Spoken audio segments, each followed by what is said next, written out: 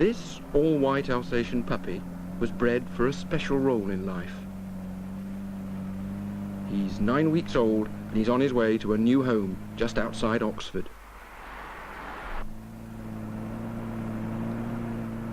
Alsatians, or German Shepherds, are normally coloured, but being white could even be an advantage for the job that this animal's going to do.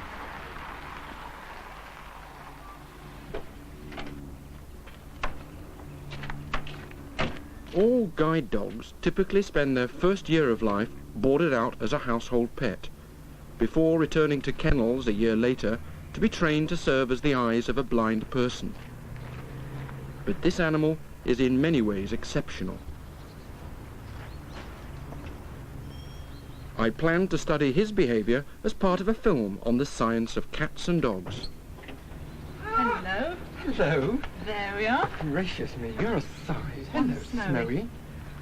Isn't he huge and Massive, soft? yes. Beautiful. Oh, puppy. you lovely. Come on in. Do you have any more bits to bring? I've got a few bits and pieces. Yes. Okay. Come in. At the same time, you can study how our behaviour is affected by the arrival of the animal. He's lovely. Don't frighten him. Don't frighten him. Can we No just- wonder we call them pets. That's your game up. Hello, old thing. This is Alison, who you've seen before, who's come to live with me. Hello. It seems that Snowy, like most pets, brings out in every member of the family an intense desire, almost an unconscious need to stroke and pat him. This deep-seated human response is so familiar to us that, until recently, scientists had overlooked its significance.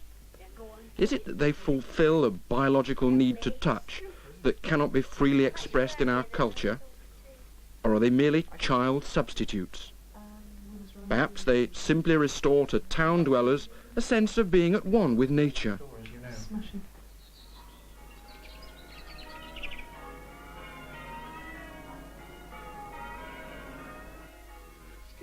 Vast numbers of pets are first welcomed into homes by courtesy of Santa Claus. But the welcome is often short-lived, for, unfortunately, loving animals and understanding them don't always go hand in hand. Our pets are hearing and smelling and sensing quite a different world from our own, yet we all too easily assume we understand what they're thinking. And while I don't pretend that my year of observations has given me all the answers, I reckon that some common views of our pets' behaviours are no more real than a dream.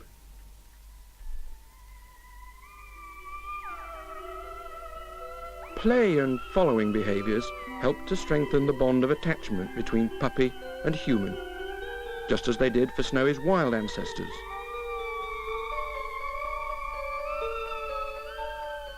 A successful relationship between dog and man only comes about when the owner consistently assumes the dominant role of the parent dog. It's natural for a puppy to be disciplined and taught to obey. So it's good for the dog, as well as for human society, that it's properly trained for its role as a companion animal.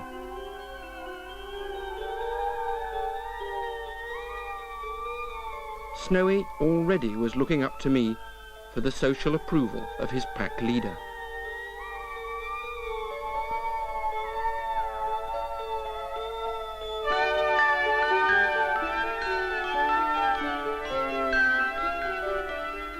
Whatever it is we humans get from our pets, it has a pretty widespread appeal.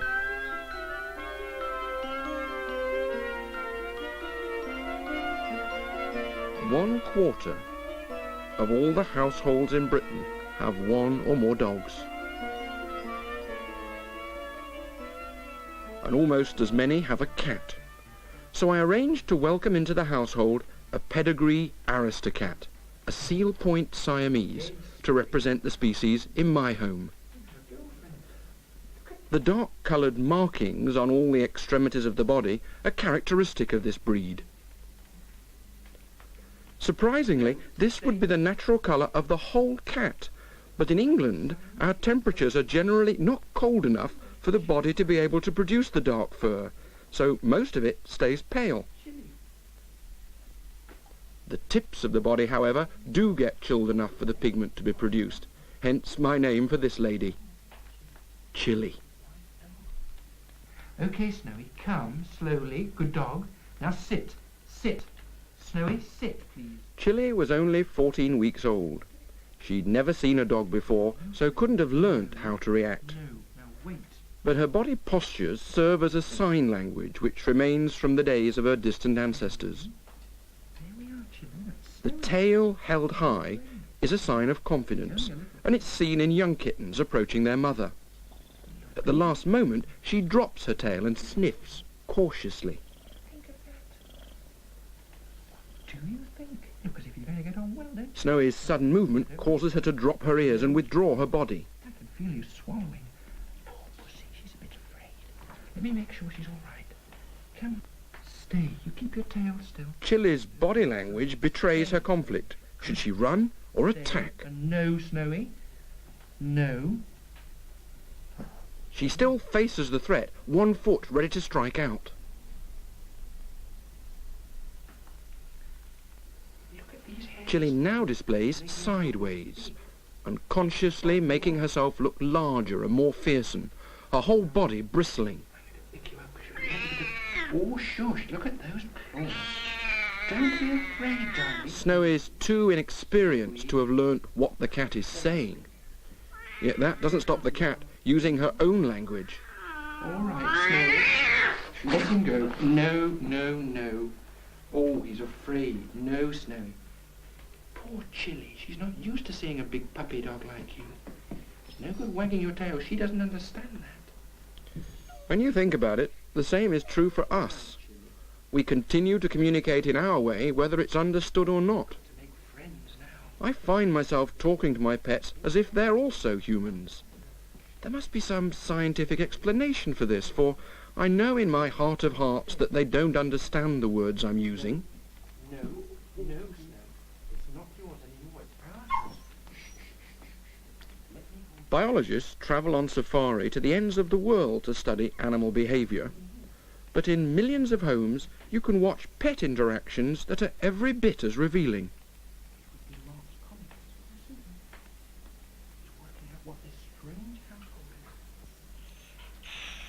is. No, don't. It surprises me that the opportunities of so many domestic safari parks have been largely ignored by scientists. You're frightening. Just as with wild animals, all our pets have their own environment and ecology. Snowy automatically behaves as if he's still growing up as a member of a wolf-like pack. This posture is the universal dog language for let's play. But like all youngsters, he now has to learn that some behaviours are disapproved of in human society. A guide dog especially must be taught what responses are appropriate in different situations. No, no, Mark. Come on, Snowy. Walk. Another play bow from Snowy. He really wants to frolic.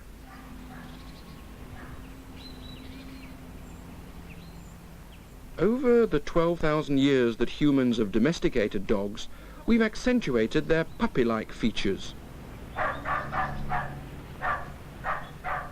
This has made them more appealing and responsive to us, but associated with it has come a greater tendency for adult dogs to bark, a feature more common in puppies. Whereas we use mainly voice and facial expressions in our greetings, dogs use mainly posture and smell. It's difficult for us to disentangle what is being communicated, because a dog's nose is about 100 times more sensitive than ours. But this how do you do presumably conveys important information about each other. Whereas we have many social customs associated with taking fluids in, dog and cat social life is centred around the fluids expelled from their bodies. Wouldn't suit you, Scooby, would it? Wouldn't be Scooby. Drag them everywhere. Let me see if I A can... guide dog later has to be taught not to be distracted by smells when he's walking with his owner. Oh, I don't. Obeying instructions is just one of the things that Snowy will have to learn as he becomes bonded into the social life of a human family.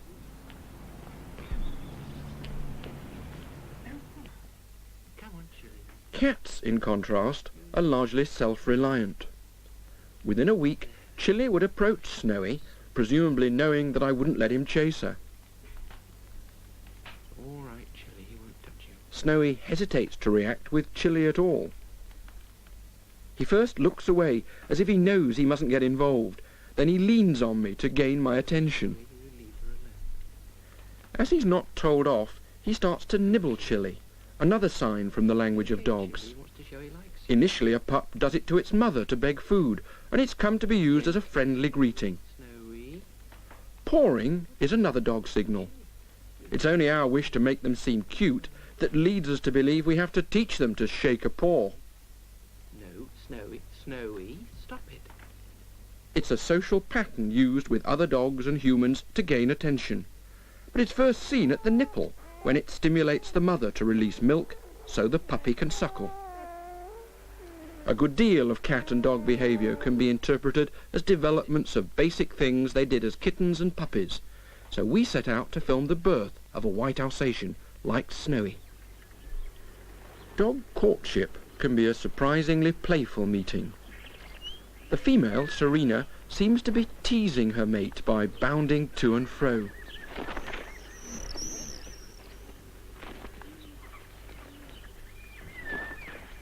And giving him the play bow, a sign all dogs recognise as an invitation to frolic. Some females are unexpectedly selective in their choice of partners. This behaviour is only the first stage in mating. The male must now lift his leg over his partner's back.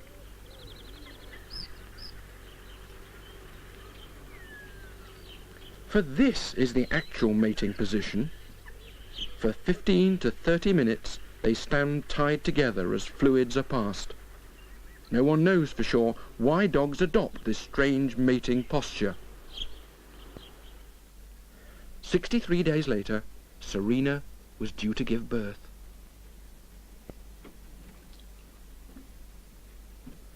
From a week before, we kept a day and night watch until the process started. After scratching at the base of her nest, she lay down, and the first of her babies was gently eased out, wrapped in its birth sac. During this crucial transformation, the pups are able to cope with problems which, at any other time in their lives, would prove fatal. They can survive lack of oxygen for up to 30 minutes, and can even substitute for damaged parts of the brain. The mother's licking or biting through the umbilical cord causes the pup to move and take its first gulp of air. The afterbirth is full of valuable hormones, and it's eaten by the mother. Hang on, she's licking him. That's fine, look. Most of the puppy's brain has still to develop. At this stage it can crawl weakly with its front legs, and is sensitive enough to warmth and touch to find the mother's nipple.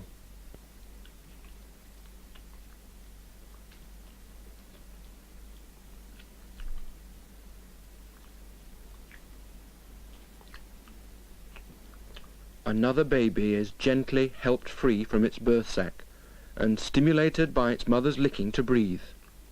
But this second pup was as dark as the first. It shouldn't always be white, anyway.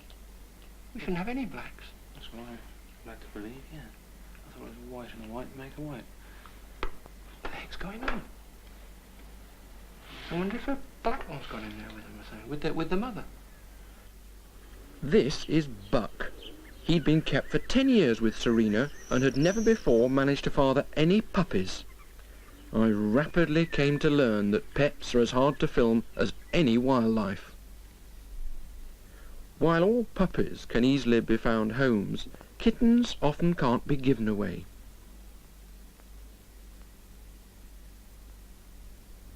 Right. We decided to give a home to this tabby street cat as a companion to Chilly. Come on, Chilly, look, here's Motley.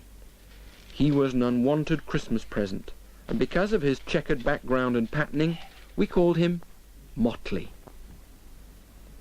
At first he greeted Chilly with tail and ears up, but as soon as Chilly lifted a paw, he cowered in just the same way as Chilly did on her first introduction to Snowy. There, now steady. My hand reassures him, and he resumes his confident body language. He's going to be your friend. That's better. All right then now. But only while I'm near. Motley recognises Chilly's uplifted ears as showing dominance.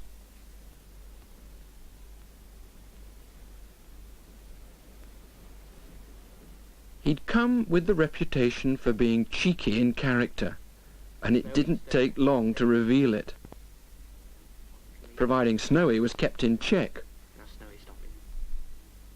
Stop it. Snowy, stay. Soon he began eating out of Snowy's bowl, but seemed to me to be ill at ease, kneading the floor with his front paws. This behaviour is first seen in tiny kittens at the nipple when it stimulates the milk flow. It may indicate contentment, but perhaps, like thumb-sucking in a child, it can provide some comfort in a strange situation.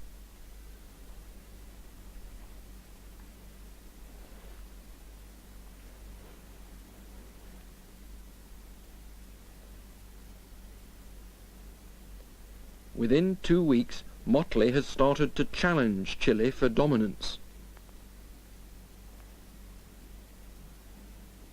He's still relatively uncertain, however, as shown by his ever-changing ear postures. He's careful not to jump too close, and he doesn't yet try to stare Chilly out, another sign of dominance. One forepaw off the ground means threat in cat language, and when Motley chooses to ignore it, Chilly stamps her message. Suddenly, Motley misjudges a jump. Finding himself too close for comfort, he turns his head well away to avoid eye contact, and licks nervously. As Chilly doesn't attack him, he tries his luck and taunts the Siamese. Suddenly, in a flurry of claws and spitting, Chilly repels the invader. I've wondered whether cats produce a special chemical for aggressive spitting. Its strong smell seems quite unlike ordinary saliva.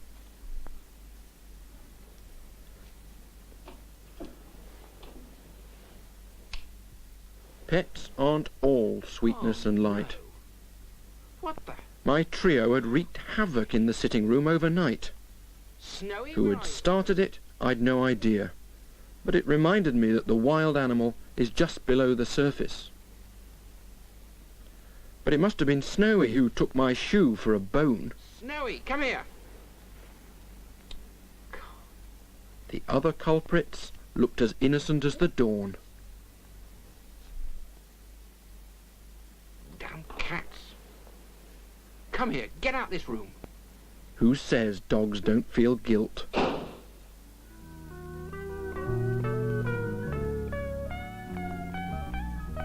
Motley has discovered a new part of his environment. Anything that moves attracts his interest, particularly small things that appear constantly to change their shape. At this age, kittens in the wild would be learning what types of animals are around for them to prey on. Their mother would still be bringing them food, and in this way the kittens would become familiar with the local prey species. Evolution hasn't equipped domestic cats to deal with the problems presented by a goldfish bowl. Motley can't get his foot in a suitable place.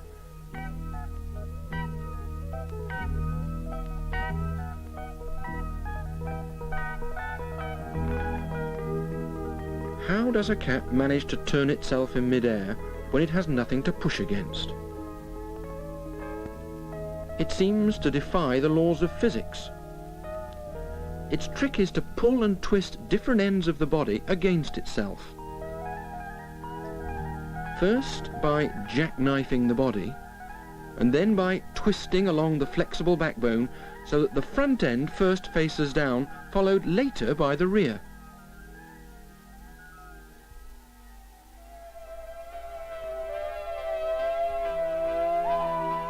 Dogs don't have such a flexible backbone that it can be twisted all along its length, but they can shake their fur on their loose skin to dry themselves. The fact that cats don't have this skill may contribute to their dislike of water.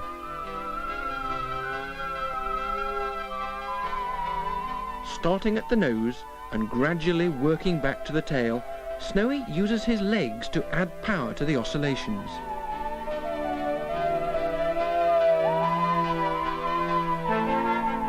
Different parts of his body shake in different directions at any one time. If they didn't, he'd throw himself off balance.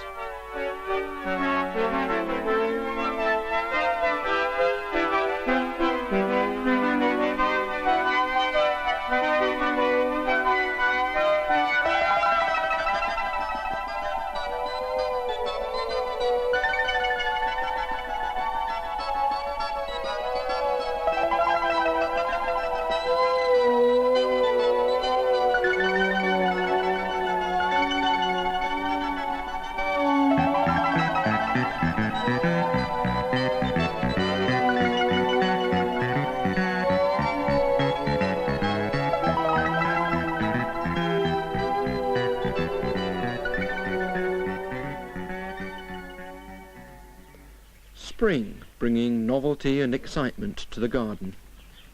An old nest box, once used by my pet squirrel, has been taken over by starlings, and the banks are festooned with a jungle of flowers.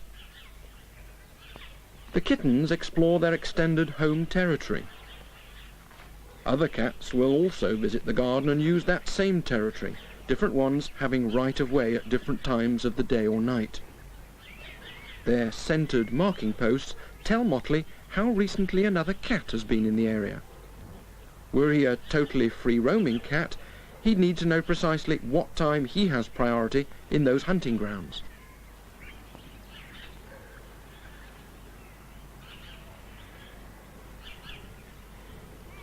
Motley's flamboyant tail became a familiar giveaway.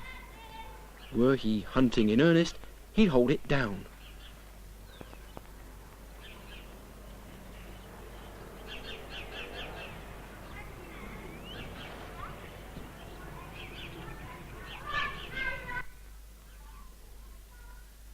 I would watch the two of them carefully from my kitchen window, as there were now in the garden many animals that they could catch.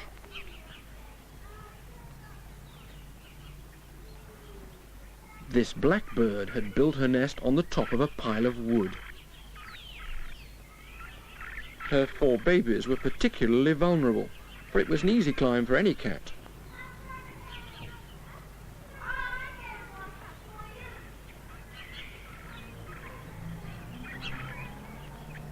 You can't stop a feline hunter, even if you provide excess alternative food for it. There's only one reliable way of keeping them off.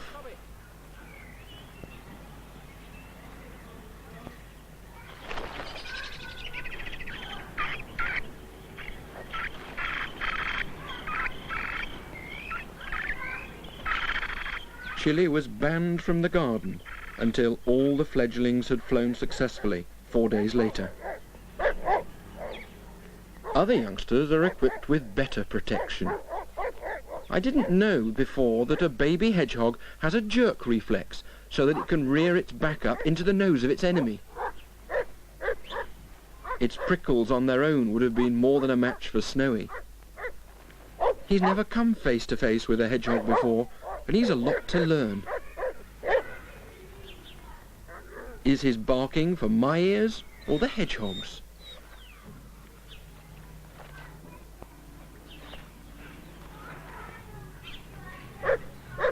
All of us with dogs can recognize a range of different barks that are used consistently in different situations, but almost no research has been done to analyze pet calls. In fact, once again, I'm amazed that biology has largely neglected pets, and yet they're so fundamental to the lives of millions of people. Snowy, leave it. Come on here. While we expect our dogs to learn our language, we've made little effort to learn theirs.